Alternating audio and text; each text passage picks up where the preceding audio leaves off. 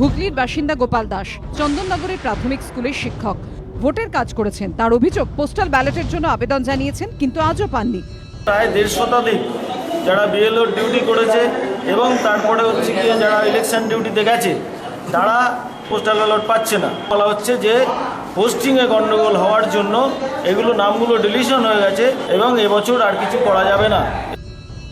শুধু গোপাল দাসই নন, এই একই অভিযোগে বুধবার চন্দননগরে মহকুমা শাসকের কাছে স্মারকলিপি জমা দেন 200-র কাছাকাছি শিক্ষক।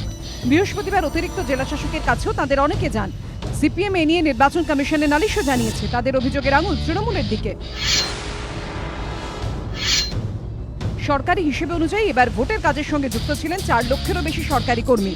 সিপিএম পন্থী সরকারি কর্মচারীদের সংগঠন কোঅর্ডিনেশন কমিটির সাধারণ সম্পাদক মনোজ গুহর অভিযোগ, তৃণমূলপন্থী সরকারি কর্মচারীদের ইউনিয়ন ইচ্ছে করে পোস্টাল ব্যালটগুলিকে আটকে দিয়েছে, কারণ তাদের আশঙ্কা সরকারি কর্মীদের সিংহভাগই তৃণমূলের বিপক্ষে ভোট দিতে পারেন।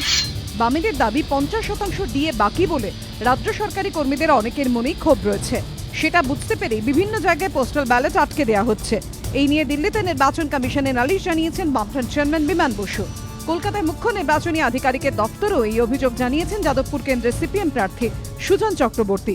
যদিও তৃণমূলপন্থী সরকারি কর্মচারীদের সংগঠন পশ্চিমবঙ্গ রাজ্য সরকারি কর্মচারী ফেডারেশনের সদস্য বিশ্বজিৎ ভট্টাচার্যের দাবি, পোস্টাল ব্যালট দেওয়ার কাজ করে নির্বাচন কমিশন, এতে আমাদের কোনো ভূমিকা নেই। পোস্টাল ব্যালট আটকে দেওয়ার অভিযোগ সম্পূর্ণ উদ্দেশ্য প্রণোদিত এবং সারবত্তাহীন।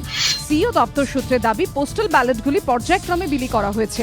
যদিও বিরোধীদের দাবি, ভোট প্রক্রিয়া চলাকালীন রাজ্য প্রশাসন কমিশনের নিয়ন্ত্রণাধীন থাকলেও যে জেলা প্রশাসনের মাধ্যমে পোস্টাল ব্যালট বিলি করা হয় তাদের বিরুদ্ধে কিন্তু অনেক সময় শাসকের হয়ে পক্ষপাতিত্বের অভিযোগ ওঠে। ভোটের লড়াই যেখানে হাড্ডাহাড্ডি, সেখানে এই পোস্টাল ব্যালট অনেক সময় ফ্যাক্টর হয়ে যায়। কমিশন সূত্রে খবর, 19শে মে সকাল 8টায় ভোট গণনা শুরুর আগে পর্যন্ত যেসব পোস্টাল ব্যালট জমা পড়বে সেগুলি গণনা করা হবে। দীপক ঘোষ, সৌরভ বন্দ্যোপাধ্যায় রিপোর্ট, এবিপি আনন্দ।